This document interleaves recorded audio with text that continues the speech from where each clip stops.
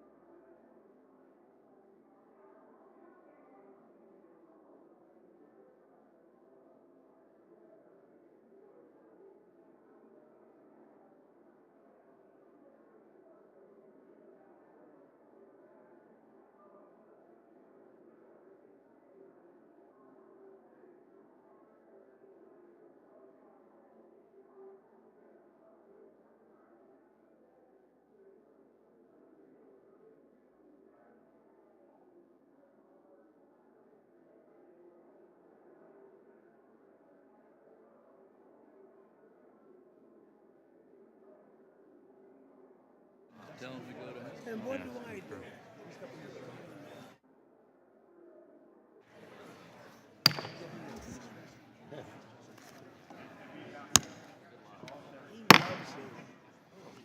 The committee will come to order.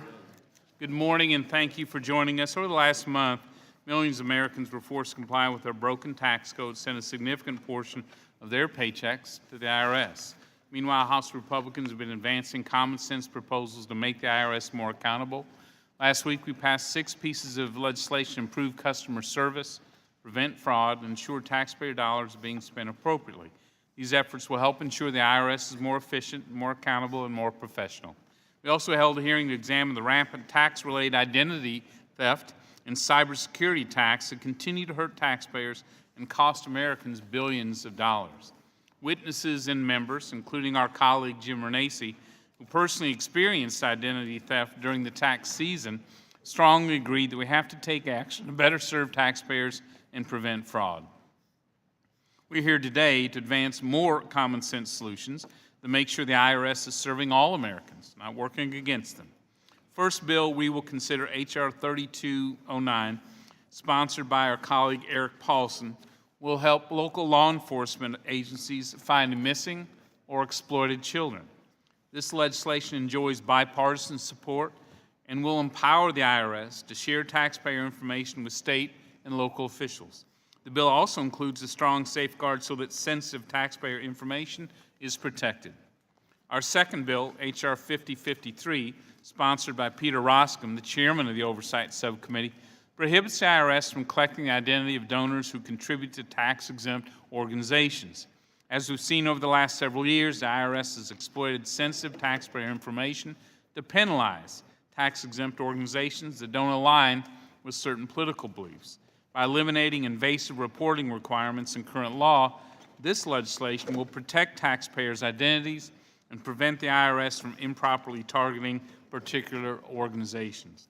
Our final bill, H.R. 3832, sponsored by Jim Renacci, lays out actions the IRS must take to combat the growing problems of identity theft. It will also help victims quickly and securely resolve cases where their identities have been stolen.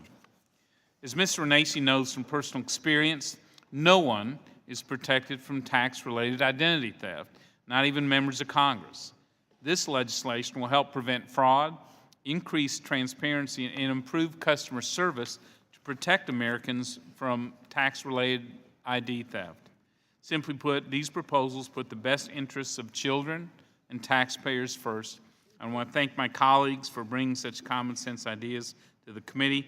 At this time, I now recognize the ranking member for any general opening comments that he may have. Thank you, Mr. Chairman. We appreciate our Republican colleagues working with us on the first bill to help law enforcement find missing children. It's a very important step. We also appreciate working together on the third bill, the Stolen Identity Refund Fraud Prevention Act of 2015. And I want to emphasize, Mr. Chairman, our appreciation working together and your role in making sure that happened.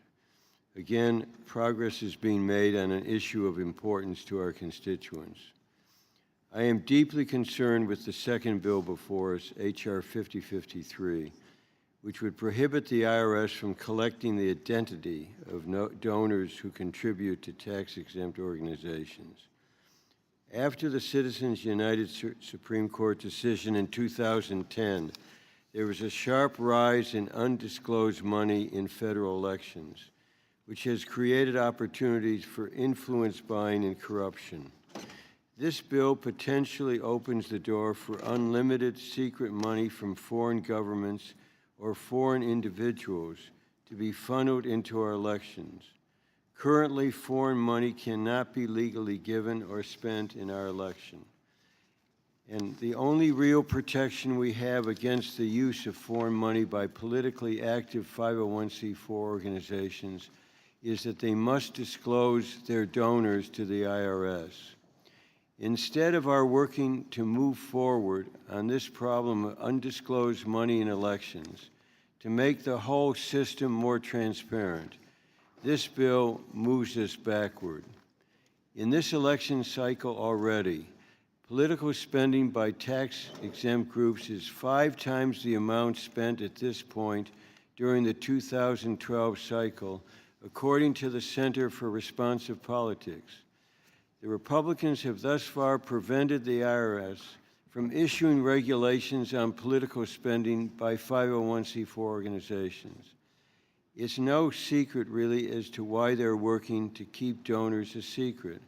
The 3 largest spenders from 2012, representing fully 51% of the total, include Karl Rove's Crossword GPS that spent $71 million, Americans for Prosperity, the Koch brothers, spent $36 million, and the American Future Fund, also the Koch brothers, spent $25 million.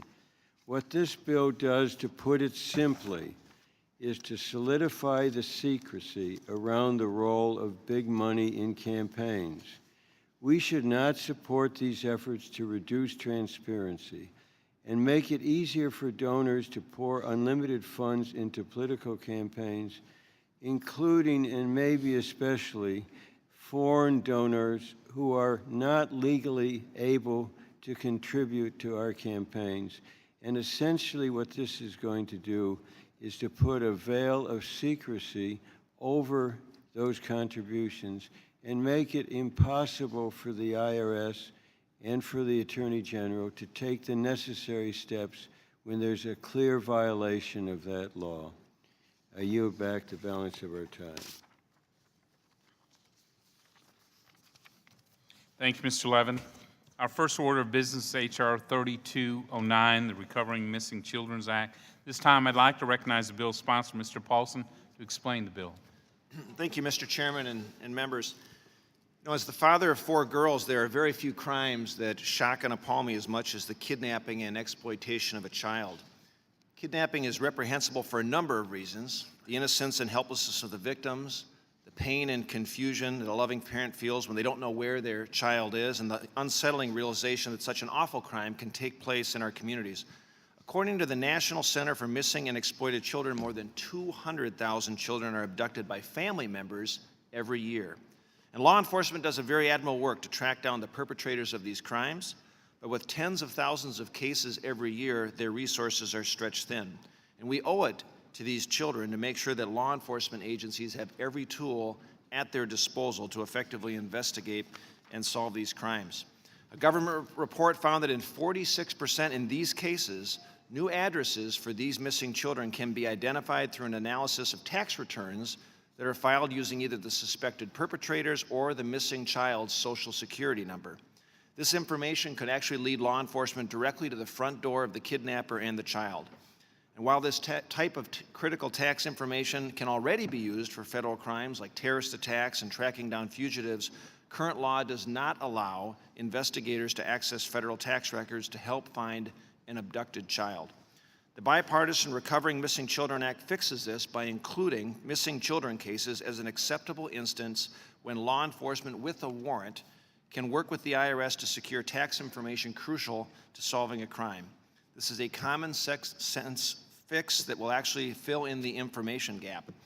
This legislation has been endorsed by the National Center for Missing and Exploited Children and several law enforcement groups. I ask unanimous consent, Mr. Chairman, to submit letters of support from these organizations into the record. Without objection. And I want to thank the chairman for moving this bill forward, as well as members on the committee on both sides of the aisle who have taken the effort to co-sponsor the legislation. Working together, we can absolutely making sure that we can do everything we can to find missing children and reunite them with their families.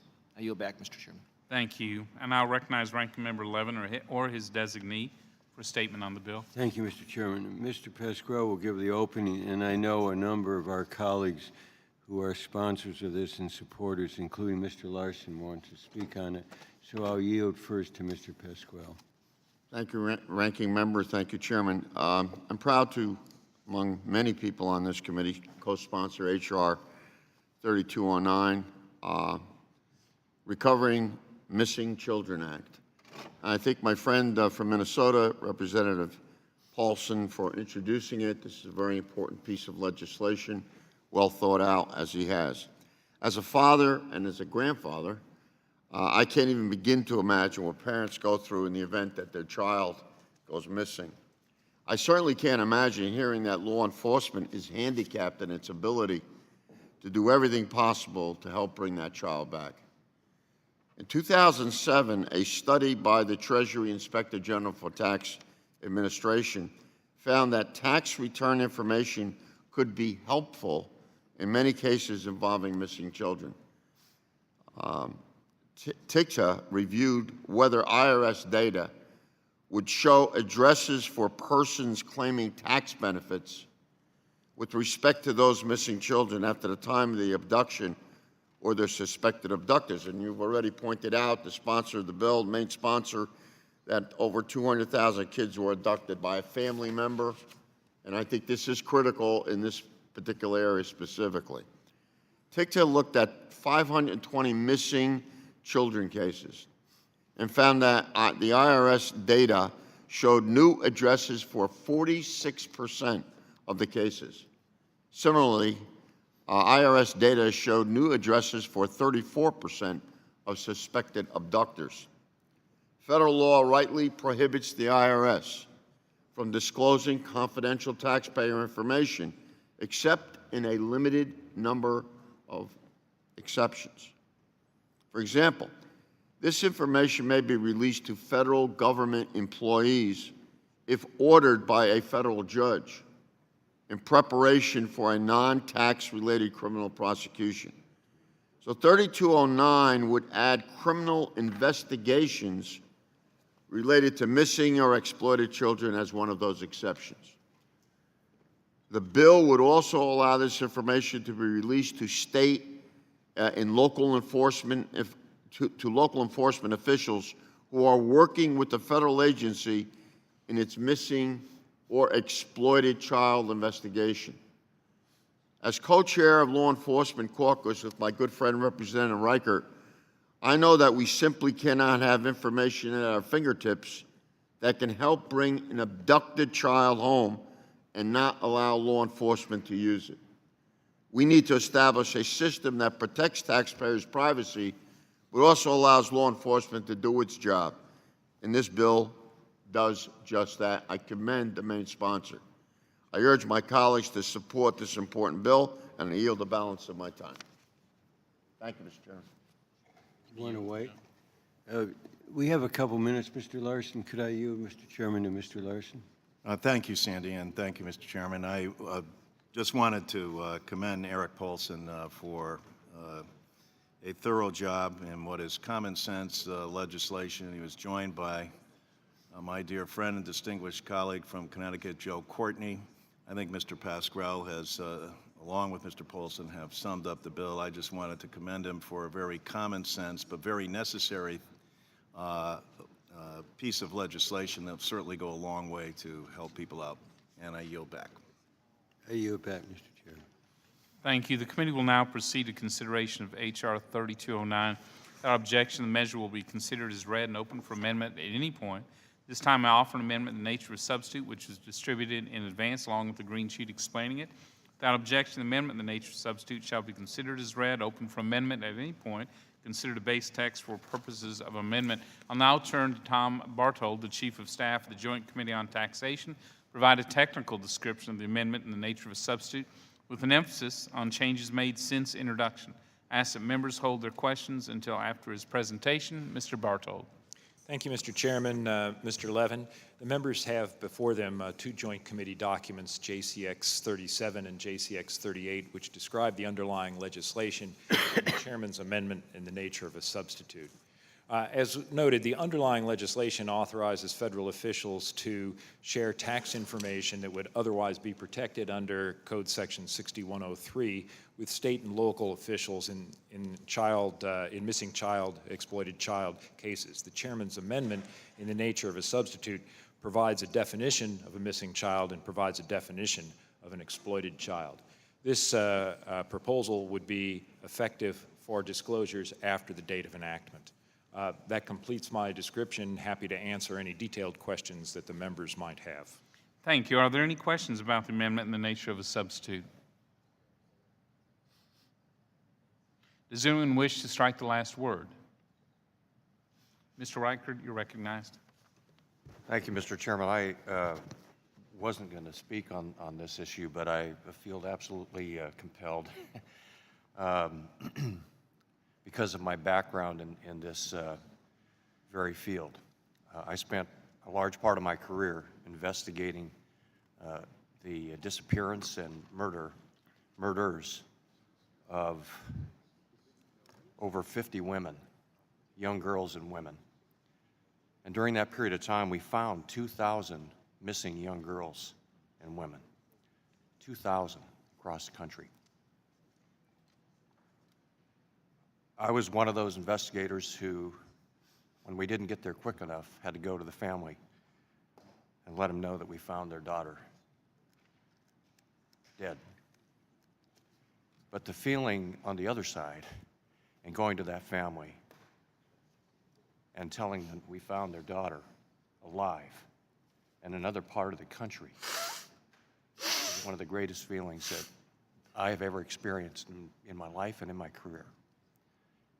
And I just can't say enough about what law enforcement will say and how much they appreciate the effort that Mr. Paulson and the others supporting this legislation feel. The only way local law enforcement could ever get this information in the past was if the victim was taken to another state and a federal agency became engaged and involved in the investigation. The only way in the Green River Task Force investigation that we were allowed to obtain this information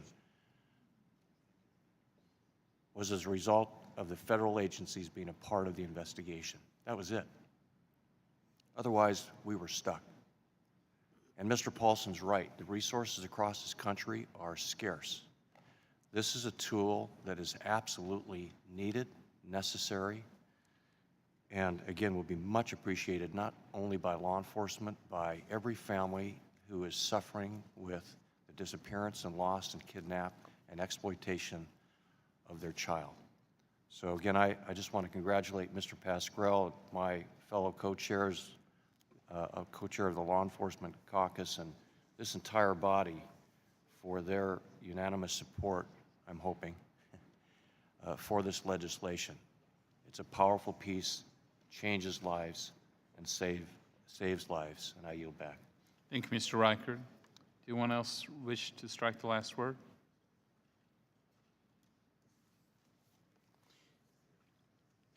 Are there any amendments to the amendment in the nature of a substitute?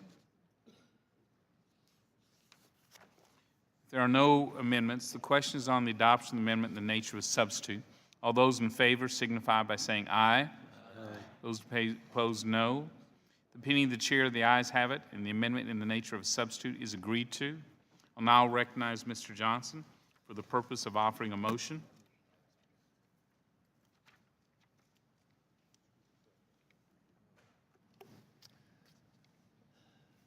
Mr. Chairman, I move that the committee favorably report H.R. 3209 as amended to the House of Representatives. The question is on favorably reporting the bill H.R. 3209 as amended to the House. All those in favor signify by saying aye. Aye. Those opposed, no. Opinion of the chair, the ayes have it. The motion is agreed to, and H.R. 3209 as amended, is ordered favorably reported to the House. Without objection, I ask the staff be authorized to make technical and conforming changes to the bill. The members have 2 additional days to file with the committee clerk supplemental, additional, dissenting, or minority views. The next order of business is H.R. 5053, the Preventing IRS Abuse, Protecting Free Speech Act. And I'll recognize the bill sponsor, Mr. Roscom, for an opening statement. Thank you, Chairman Brady. Every year, tax-exempt 501c organizations fill out and send Form 990 to the IRS. This is publicly available, and it describes the purpose and the activities of the 501c organization, and it's used by the IRS to review the organization's activities and eligibility for tax-exempt status. Under current law, 501c organizations must fill out the Schedule B on Form 990. The Schedule B contains the names and information of any donor who has given the organization $5,000 or more in a calendar year. But Unlike the underlying Form 990, this information isn't used for tax administration. Still, tax-exempt organizations are required to complete this burdensome form, and unlike Form 990, Schedule B is never made public, or at least it's not supposed to be. In the past, the IRS has improperly accessed and released to the public information from a tax-exempt organization's Schedule B. Most notably, and in full discussion of this committee in the past, National Organization for Marriage had its Schedule B leaked to the press in 2012. To put an end to this issue once and for all, I've introduced the Preventing IRS Abuse and Protecting Free Speech Act, and I'm glad that it's being considered today. The bill prohibits the IRS from collecting donor information on the Schedule B form. To prevent fraud and self-dealing, directors and officers and the 5 highest paid employees will still be reported if they themselves have contributed $5,000 or more to the organization. It's a common sense bill that I hope everyone will support.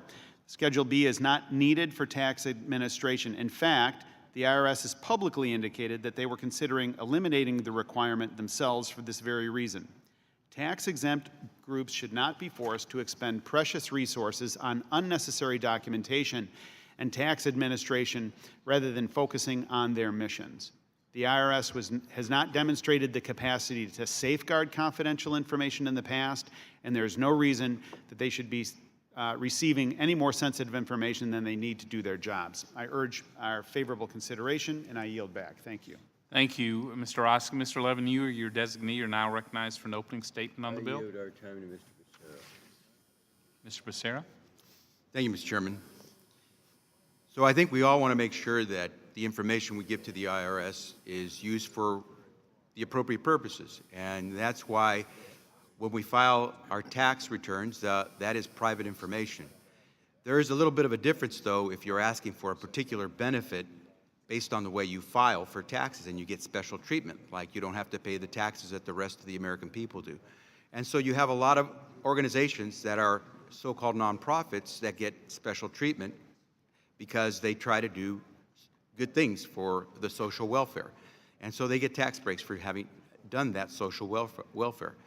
Well, we want to make sure that those organizations are actually doing good deeds because they're doing it partially on the taxpayer's dime by getting a tax break.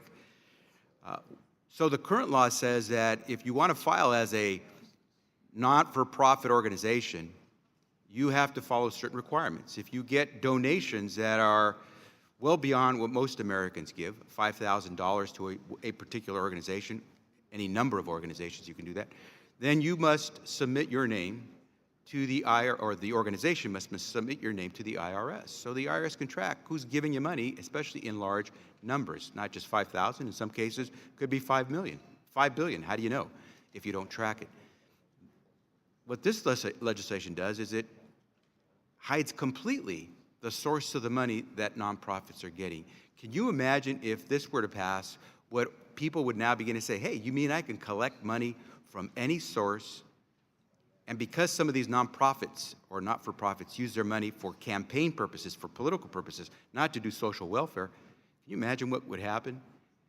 If we can't track where the source of money comes from, how do you know you're not getting money from some foreign government to then be used by that not-for-profit, not for social welfare, but to influence an election? We just saw what happened with the Panama Papers, where a whole bunch of folks were looking for ways to hide their money. No need to go offshore anymore. You could just put it in a not-for-profit organization in any quantity because your name will never be disclosed by that organization if this bill were to take effect. Now, what's the consequence? Well, in the past few years, we've begun to see not-for-profits being used not for social welfare, but using a loophole for political campaigning. And in fact, today, some of these not-for-profit organizations are spending more in political campaigns than the two party campaigns, the Democratic National Committee and the Republican National Committee are spending in the very same campaigns. So you have a situation where people are figuring out ways to use their money to influence our government. It's bad enough under current law that we allow that loophole to exist. It will be worse if you say to people who want to influence those campaigns, guess what? You can do it from any source. So if this bill were to become law, a foreign government could contribute any sum of money to an organization, and that donor, that foreign country donor, that foreign government donor would not have to be disclosed by that organization. You could have someone who's a drug trafficker who's looking for a way to launder his money and also influence the laws, give money to an organization. That organization would not have to disclose that donor. At a time when I think most Americans would say, hey, I want more disclosure, not less, the last thing we should do is give, by law, donors a license to hide their money, and then who knows what they'll do with it. Clearly, there are a lot of great not-for-profit organizations out there doing great work. And for the most part, we've seen this process work fairly well. Most organizations do not have to disclose those donors. In fact, most of the donors never are disclosed or their names collected and turned over to anybody because they're less than $5,000. People have to remember that this does not affect you, most Americans, because most Americans don't have the wherewithal to be giving $5,000 plus contributions to single organizations. But there are a few select individuals in this country and throughout the world, and in this case, there could be governments or enterprises, including criminal enterprises, that would get to use this loophole to be able to launder their money, park it in this organization, and then have it be used in ways that may not be good for our country, may influence our elections, and we'd never know the source of those contributions. And so while I think the intentions might be good, the ultimate outcome would be terrible, and I would like to submit for the record a letter by a number of organizations who have essentially expressed what I just said: the Brenner Center for Justice, Common Cause, Public Citizen, Sunlight Foundation. And Without Mr. Chairman, objection. I would like to submit this letter for the record. Absolutely. Is that, Mr. Chairman, is it? Without objection, I Thank you. said that. Thank you. I yield back. You bet. The committee will now proceed to consideration of H.R. 5053. Without objection, the bill will be considered as read and open for amendment at any point. This time, I offer an amendment in the nature of substitute, which was distributed in advance, along with the green sheet explaining it. Without objection, the amendment in the nature of substitute shall be considered as read, open for amendment at any point, considered base text for purpose of amendment. I'll now turn to Thomas Bartold, the Chief of Staff of the Joint Committee on Taxation, to provide a technical description of the amendment in the nature of a substitute, with an emphasis on changes made since introduction. I ask that members hold their questions until after his presentation. Mr. Bartold. Thank you, Mr. Chairman, Mr. Levin. Members of the committee, you have before you two joint committee documents, JCX 41 and JCX 42, which describe the underlying legislation and the chairman's amendment in the nature of a substitute. The chairman's amendment in the nature of a substitute makes clerical changes so that the code will essentially read properly should this be enacted into law by the Congress. By brief review, present law 501, under present law 501c3 organizations are asked to provide information on certain large donors. This information is generally not made public. This proposal before you would limit to officers, directors, and key employees as the only individuals for whom such information would be reported in the future. That concludes my description. Be happy to answer any detailed questions that the members might have. Thank you. Are there any questions for Mr. Bartold? Mr. Becerra, you recognize. Thank you, Mr. Chairman. Mr. Bartold, thank you for the assessment of the bill. You mentioned that the bill would no longer apply to those who contribute $5,000 and above unless they happen to be, quote, officer, directors, or key employees. That's correct, sir. So under that definition, would a foreign government that contributes $5 billion to an organization that is involved in political activities have to report, would that political organization have to report that contribution of $5 billion from a foreign government? The organization would not have to report on that donation. Okay, so let's say we have an American citizen who is very active in the presidential campaign and wants to really influence who becomes the next president, and decides to contribute $1 billion of his own money to an organization that is very involved as a 501c4 organization in political activity. Would that $1 billion contribution have to be reported by that organization? No, sir, but remember, we are also in the context of other limitations on what organizations can do in terms of lobbying. Right. I understand that, but under this legislation... But yes, you're correct, that an individual who is not a key employee, not an officer, if they made a $1 million contribution, the organization would not have to report that $1 million. So if they made that $1 million contribution, they wouldn't have to report it. If they made a $1 billion contribution, they would not have to report it. That's correct, sir. So let me ask this. Most Americans, I don't have the exact number here, but I guarantee you that more than 9 out of 10 Americans do not have the capacity or the luxury to give more than $5,000 in contributions, period, let alone to one organization. But for those vast majority of Americans who make less than $5,000 in contributions to a single organization, do they, under current law, have to have their name reported by that organization? No, sir. I should note the $5,000 amount is set by regulation by the Internal Revenue Service. Thank you for that clarification. So the vast majority of Americans who today are making contributions to organizations, whatever their source, United Way or that organization that wants to influence politics, those contributions of less than $5,000 by the vast majority of Americans already don't have to be reported by that organization to the IRS. That's correct, sir. So we're really only talking about a very minute fraction of people or countries or corporations that make large contributions who are impacted by this legislation. I've not had the opportunity to estimate the percentage of contributions that are in excess of $5,000, but your characterization is correct. Okay. And so what we lose is the ability to track the IRS, because not the public doesn't get most of this donor information. But what we lose if this legislation were to become law, is the ability to track those really big contributions by sources that may not want to do us any good in this country. Actually, I don't want you to answer that, because I editorialize there, because there may be some really good contributions that are made that are really big sums of money that we think are valuable. But I guess let me put it this way. You make a heavy contribution, a really large contribution. Under this legislation, we won't be able to know what your motives are.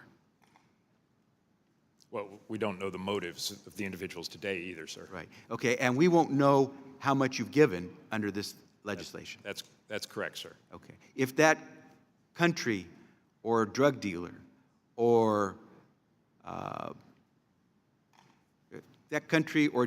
decided to give $5,001, wouldn't be reported. Well, under present law, it would be reported. Under present law, it would be reported. It would not under this proposed If that legislation. foreign government or drug dealer gave $5,001 and this legislation became law, would they have to report it? No, they would not. The organization would not have to report. You're familiar with the 501c4 organizations that are supposed to be for, what's the term that's used, exclusively for social welfare? Yes, sir. And Mr. Bartow, you're probably aware that some of these organizations under 501c4 that are supposed to be serving exclusively social welfare purposes, promotion of social welfare, are now spending hundreds of millions of dollars in political campaigns? I understand there's a lot of controversy about spending by certain organizations, sir. So this legislation would permit that to occur now, totally hidden. Well, the bill, remember, does not address the activities of the organization. It is just reporting. Are there any other questions for Mr. Bartow? Yeah.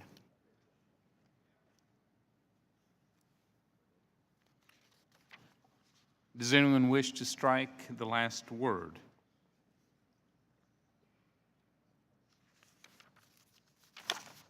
Are there any amendments to the amendment in the nature of a substitute?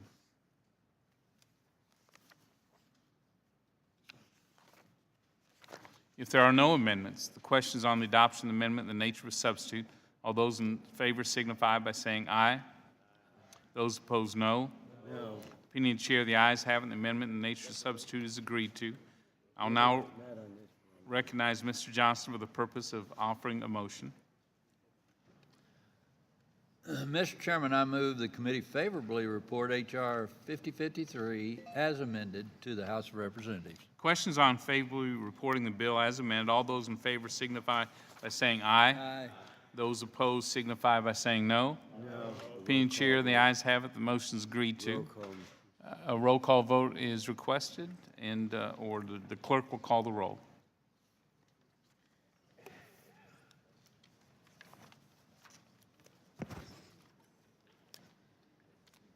Mr. Johnson? Aye. Mr. Johnson, aye. Mr. Nunez? Mr. Teaberry? Mr. Teaberry, aye. Mr. Reichert? Mr. Reichert, aye. Dr. Bustani? Mr. Roscom? Mr. Roscom, aye. Dr. Price? Dr. Price, aye. Mr. Buchanan? Mr. Buchanan, aye. Mr. Smith of Nebraska? Mr. Smith, aye. Ms. Jenkins? Ms. Jenkins, aye. Mr. Paulson? Aye. Mr. Paulson, aye. Mr. Marchant? Mr. Marchant, aye. Ms. Black? Ms. Black, aye. Mr. Reed? Mr. Reed, aye. Mr. Young? Mr. Young, aye. Mr. Kelly? Mr. Kelly, aye. Mr. Renacci? Mr. Renacci, aye. Mr. Meehan? Mr. Meehan, aye. Ms. Nome? Ms. Nome, aye. Mr. Holding? Mr. Holding, aye. Mr. Smith of Missouri? Mr. Smith, aye. Mr. Dold? Mr. Dold, aye. Mr. Rice? Mr. Rice, aye. Mr. Levin? Mr. Levin, no. Mr. Rangel? Mr. Rangel, no. Mr. McDermott? Mr. McDermott, no. Mr. Lewis? Mr. Lewis, no. Mr. Neal? Mr. Becerra? Mr. Becerra, no. Mr. Doggett? Mr. Doggett, no. Mr. Thompson? Mr. Thompson, no. Mr. Larson? Mr. Larson, no. Mr. Blumenauer? Mr. Blumenauer, no. Mr. Kind? Mr. Kind, no. Mr. Pascrell? Mr. Pascrell, no. Mr. Crowley? Mr. Davis? Mr. Davis, no. Ms. Sanchez?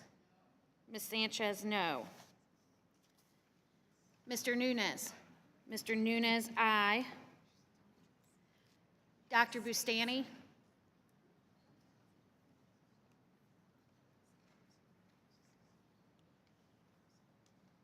Mr. Neal? Mr. Neal, no. Mr. Crowley?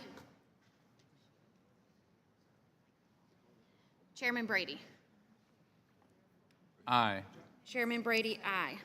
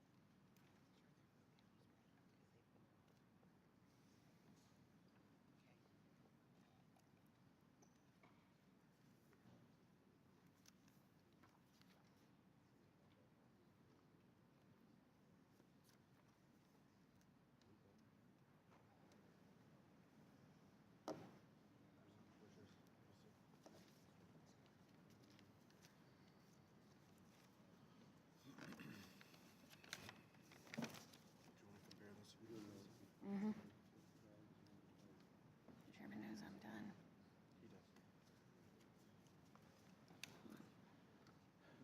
The clerk. So clerk will report the vote. Mr. Crowley, do you wish to be recorded? Mr. Crowley, no. You're welcome.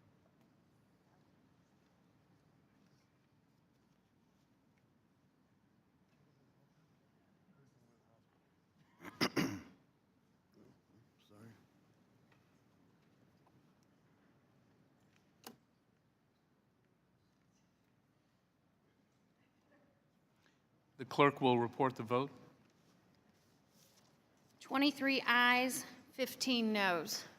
On this vote, the ayes are 23, the noes are 15. The motion is agreed to. H.R. 5053 as amended is ordered favorably reported to the House of Representatives without objection. I ask the staff be authorized to make technical conforming changes to the bill and that members have two additional days to file with the committee clerk supplemental, additional, dissenting, or minority views. Our next order of business is H.R. 3832, the Stolen Identity Refund Fraud Prevention Act of 2015. This time, I'd like to recognize the bill's sponsor, Mr. Renacci, for an opening statement. Thank you, Mr. Chairman, and members from both sides of the aisle for the opportunity to bring forward the Stolen Identity Refund Fraud Prevention Act. Last week, I was grateful for the opportunity to share with the Oversight Subcommittee my experience with tax-related ID theft. Last year, my personal information was stolen, and someone used that information to electronically file a fraudulent tax return for my wife and I. That fraudulent return, which included a fake W-2 from the U.S. House of Representatives, claimed a significant refund with the proceeds directed to a bank outside the United States. So when it comes to ID theft, I truly understand the impact that it has on taxpayers across the country. Tax-related ID theft is an involving criminal activity that targets innocent taxpayers nationwide and robs the Treasury of billions of dollars each year. I am committed to finding a way to crack down on this growing threat. This bipartisan legislation, introduced with my friend and colleague, Mr. Lewis, is an important first step in the fight to reduce that threat. I was pleased that two core components from this legislation were included in the PATH Act that passed last December. The other components of this bill, as amended, will further shield taxpayer dollars from thieves and reduce hardships caused by this criminal activity. They include establishing a centralized point of contact at the IRS for ID theft victims, making it easier for victims to resolve their ID theft tax cases, and ensuring a unit at the IRS is held accountable for handling a taxpayer's case from start to finish. Another one requires improved taxpayer notification of suspected ID theft. Under this provision, when the IRS determines there has been an unauthorized use of a taxpayer's identity, the IRS would be required, as soon as practicable and without jeopardizing the investigation, to notify the taxpayer, along with instructions to the taxpayer about filing a police report. The last one I will mention would require the IRS to submit a study on the feasibility of establishing a program for ID theft victims to be able to opt out of electronic filing. This provision would require the IRS to report back to Congress within 180 days on this issue. Mr. Chairman, tax-related identity theft is one of the most pressing challenges that we face in the world of tax administration. This complex and evolving threat requires cooperation from Congress, the IRS, state revenue agencies, and industry stakeholders. While I am aware that not every tax-related ID theft problem is best served with a congressional solution, this legislation is an important first step in fighting ID theft and better protecting victims. I want to also thank my friend, Mr. Pasquarello, for his work on this issue and support his amendments he will be offering today. I look forward to continuing to work with all stakeholders to curb this growing threat. Thank you, and I yield back. Thank you. At this time, I recognize Ranking Member Levin or his designee for an opening statement. Mr. Lewis will give us the opening. Well, thank you, Mr. Chairman. Thank you, Mr. Levin. I would also like to thank the gentleman from Ohio for personally inviting me to join him as a co-sponsor of the Stolen Identity Fraud Prevention Act last year.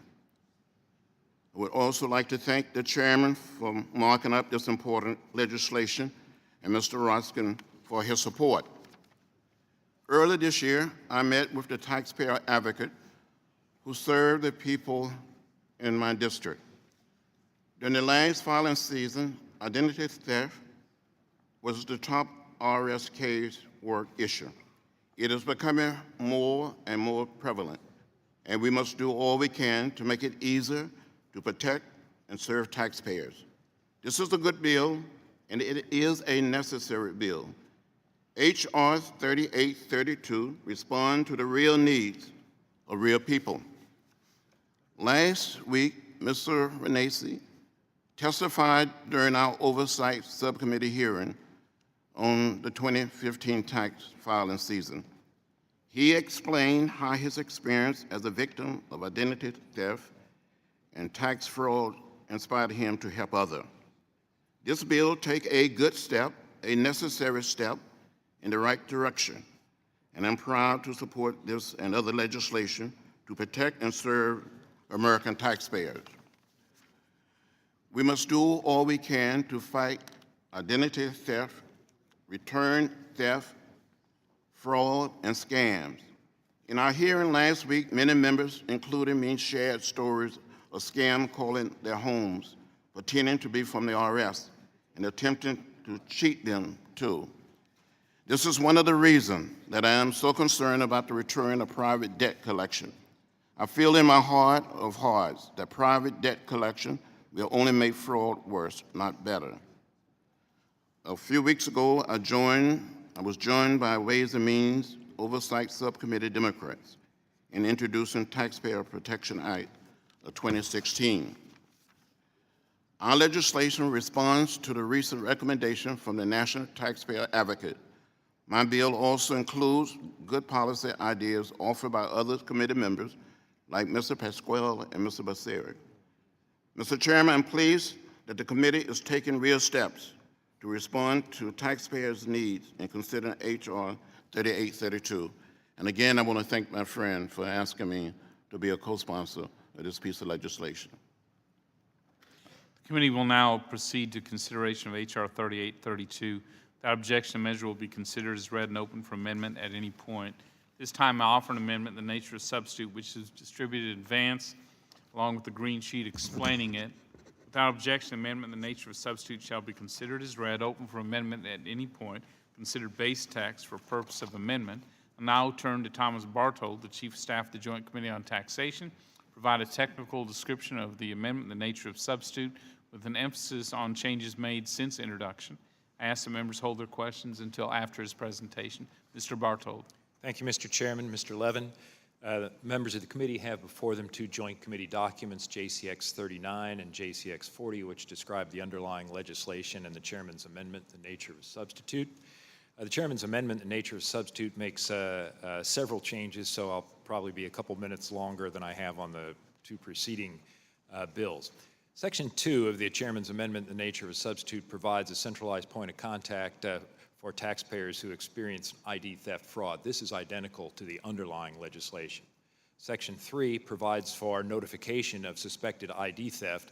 This is essentially the same as the underlying legislation, with a slight modification to make clear that information that should be provided to the affected taxpayer includes information on forms that that person should file. Section 4 of the amendment, the nature of substitute,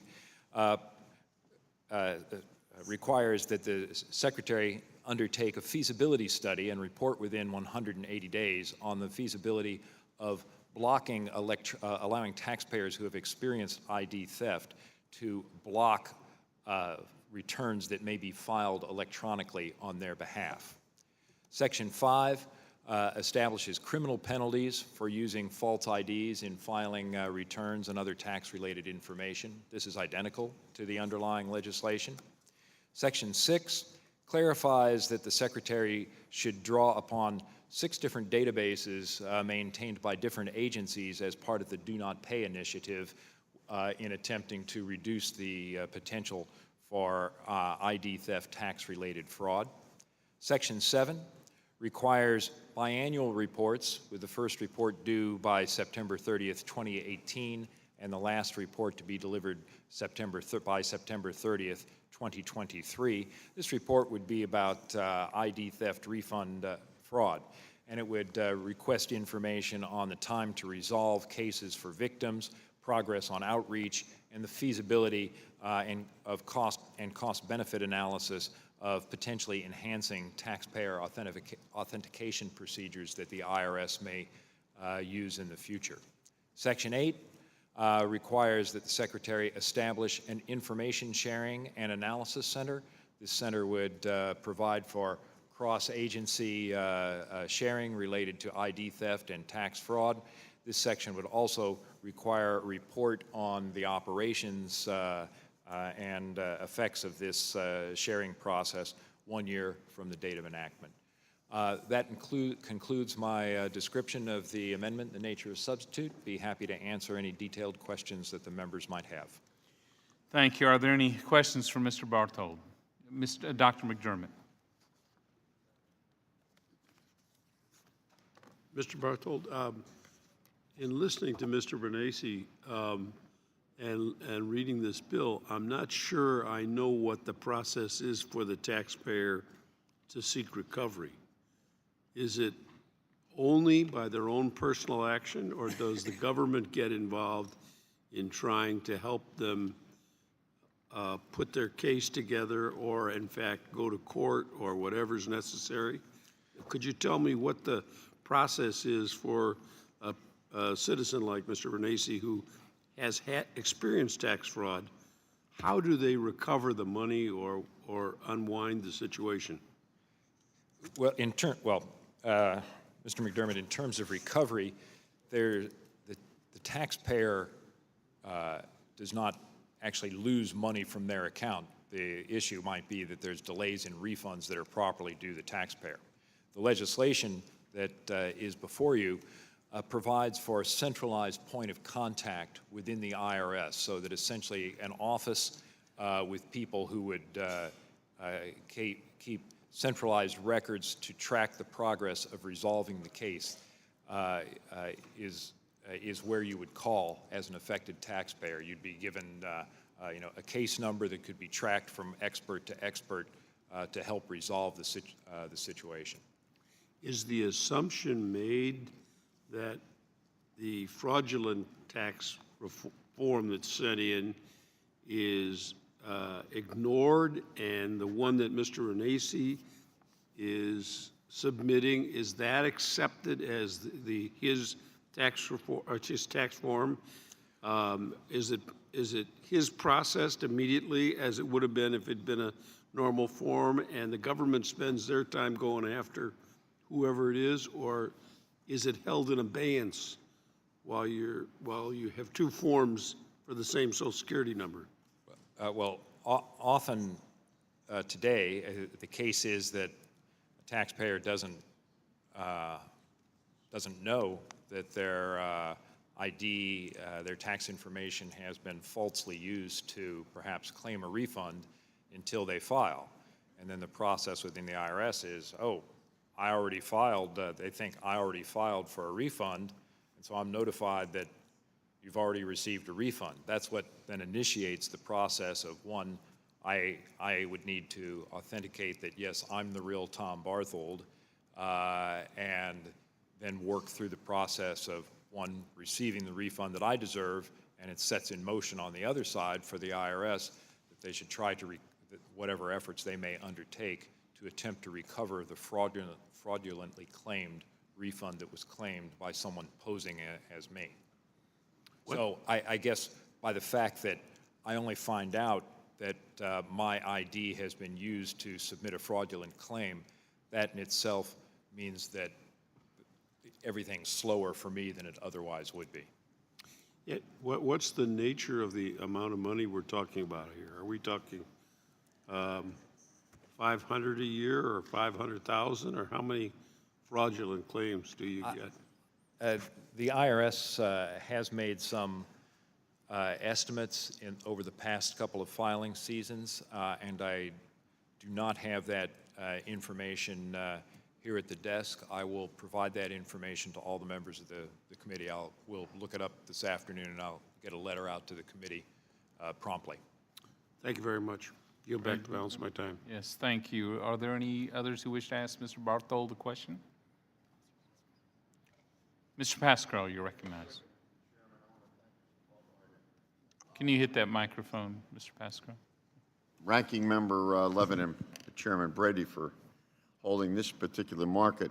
I wanted to commend my friend from Ohio, Mr. Renacci, for his work on this bill. I think that's in order, Mr. Chairman.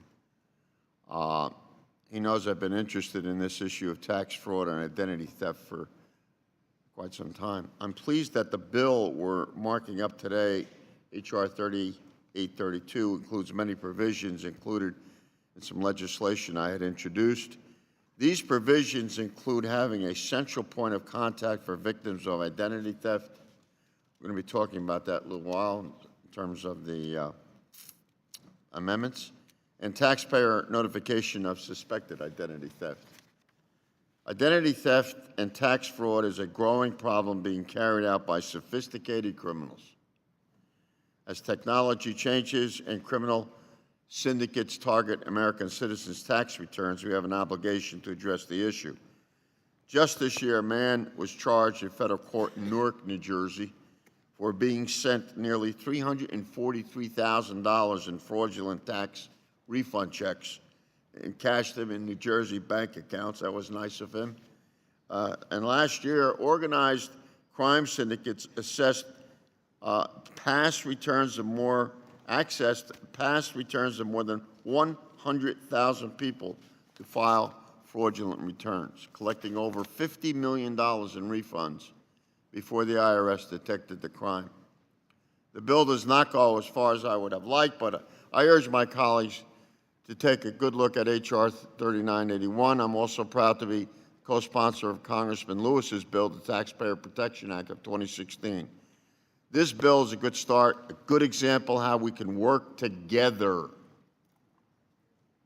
across the aisle on common sense solutions for the American people. I hope this is a harbinger of things to come, and I yield back my time. Thank you, Mr. Pascal. Do you have any questions for Mr. Barthold, or is that the complete statement? Yes, sir. Thank you. Any other questions for Mr. Barthold? Does anyone wish to strike the last word? Dr. Bustani, you're recognized. Mr. Chairman, I had to step out of the committee to take a meeting with senior administration officials regarding a pressing matter affecting the oil and gas industry. I missed the roll call vote that we had, and I just want to go on record to say that had I been present, I would have voted aye. Thank you. It'll be noted. Thank you, Dr. Bustani. Are there any amendments to the amendment in the nature of a substitute? Mr. Chairman? Mr. Lewis, you're recognized. Mr. Chairman, I have an amendment to H.R. 3832. My amendment will strike Section 5A of the bill. Clerk, please report D. Please distribute the amendment. And Mr. Lewis, give us one moment while we distribute it.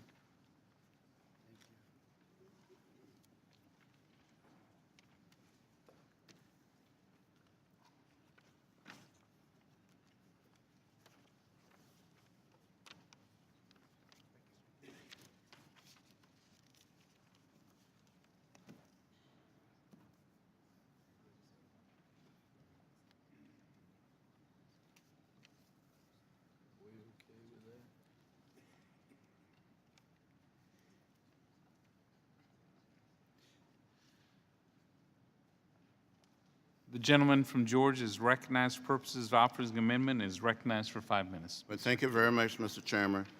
Mr. Chairman, I appreciate the gentleman and my friend from Ohio for working with me on identity theft.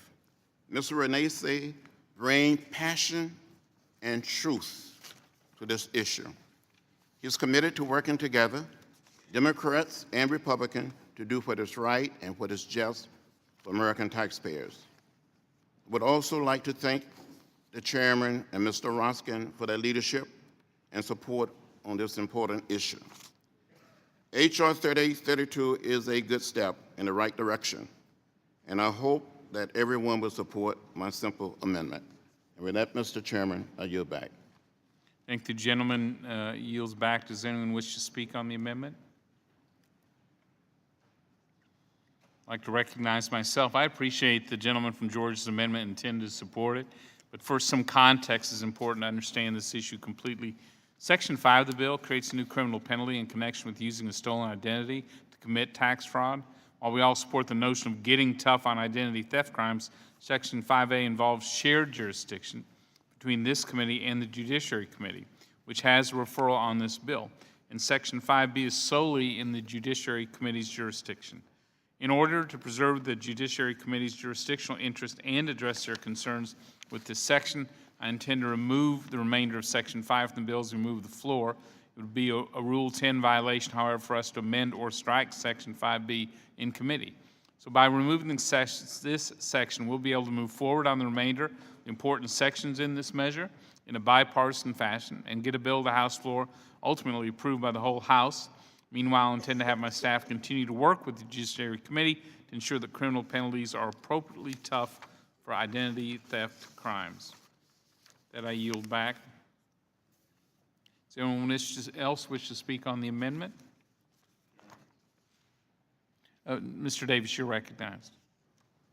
Thank you very much, Mr. Chairman. I support Mr. Lewis's amendment, and I also want to commend Mr. Renesi and Mr. Lewis for their work on H.R. 3832, and I'm very pleased to support that legislation.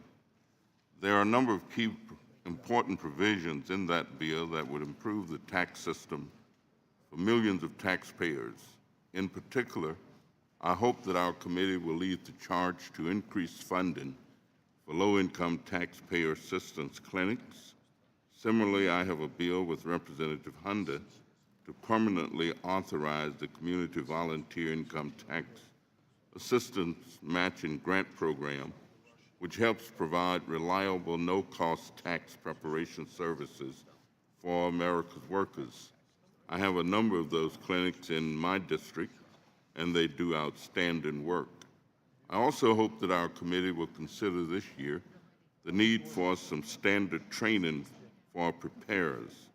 The GAO has confirmed this lack of regulation of uncontrolled paid preparers is a big source of error, overpayment, and et cetera in the EITC, and I would hope that our committee would in fact address it.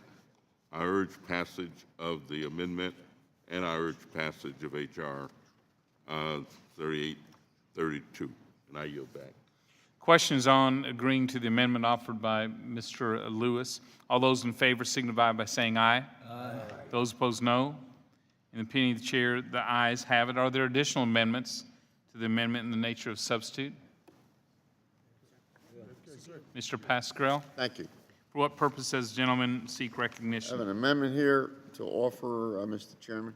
Gentleman from New Jersey is recognized for purposes of offering this amendment, and if you would suspend for just a moment while we distribute the document. Thanks. Thank you.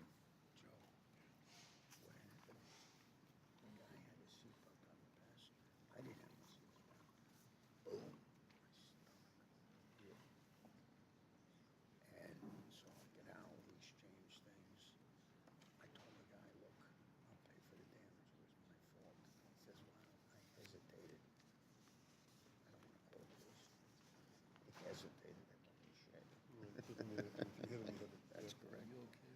That's good. And we went back and forth.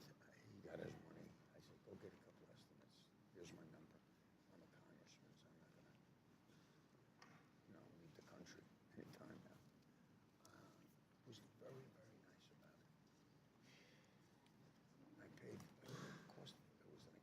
I could drive the car. But it was smashed in the front. And of course, one thing leads to another. The bill was very high. The guy worked with me. He did. The gentleman from New Jersey is recognized for 5 minutes. Thank you, Mr. Chairman. Our police and law enforcement officers are out every day keeping our community safe and tracking down criminals, but too often coordinating their efforts with the IRS when it comes to identity theft is not as easy as it should be. My amendment helps law enforcement officers do their jobs by creating a local law enforcement liaison at the IRS. This position in the Criminal Investigative Division will be tasked with sharing information and responding to local law enforcement when they have information or inquiries about identity theft cases. It's really common sense, Mr. Chairman, and will make it easier for police officers to go to a single place at the IRS when they want to work a case. I want to thank Representative Reichert, who as co-chair of the Law Enforcement Caucus, has co-sponsored this amendment with me, and I urge my colleagues to support it. And I yield back to anyone who wants to speak on the bill. Thank you, Mr. Pascrell. Does anyone wish to speak on the amendment? Mr. Reichert, you're recognized. Thank you, Mr. Chairman. I would first like to thank Mr. Renacci for his work on this very important bill to combat identity theft and aid those who have had their identities stolen. I'm proud to join with my Law Enforcement Caucus co-chair, Mr. Pascrell, to offer this amendment to establish a local law enforcement liaison within the Criminal Investigation Division of the Internal Revenue Service. This liaison will act as a primary contact for state and local law enforcement agencies for inquiries and information related to tax-related identity theft cases. And I'll speak from my experience one more time. I have worked with federal agencies throughout my 33-year law enforcement career. And as Mr. Pascrell so accurately stated, I think most people assume that that partnership is strong, and it is to a certain degree. I think most people assume that information flows between those agencies in an easy way. That can happen sometimes, but there are serious disconnects in the system. And I think that although local law enforcement, federal law enforcement agencies do work closely together, a point of contact, a person that they can go to, and the development of information sharing initiatives specifically focused on sharing this information with local law enforcement will go a long way in making the entire system more efficient and thereby providing a much-needed service to those people who are experiencing identity theft, like Mr. Renacci did. So it is very difficult for local law enforcement agencies sometimes to get this information. I think this added language will be a great benefit in assisting them in investigating these cases. I urge my colleagues to support the amendment and yield back. Thank you. Does anyone else wish to speak on the amendment? Mr. Renacci, you're recognized. Thank you, Mr. Chairman. I want to really thank my colleague, Mr. Pascrell, for his work on identity theft and his willingness to work together on this bill. I appreciate his efforts, and I do support the adoption of this amendment. I yield back. Does anyone else wish to speak on the amendment? Question is on agreeing to the amendment offered by the gentleman from New Jersey. All those in favor signify by saying aye. Aye. Those opposed, no. Opinion of the chair, the ayes have it. Are there additional amendments to the amendment in the nature of a substitute?